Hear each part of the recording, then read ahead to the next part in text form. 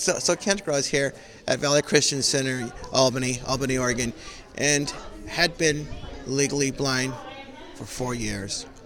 Had little to no sight in the right eye, about less than 3%.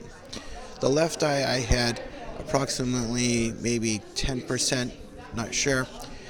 Regardless of that, God has healed me today. God has changed my sight to where I can see. I can see approximately 98% in the right eye that was essentially had no sight. The left eye had the percentage that I mentioned and is at 98%. I'm very happy, very pleased with how God has used this team today to change my life and my family's life as I work and I live more abundantly through Jesus, through the teams being allowed to be used by Jesus. Thanks so much.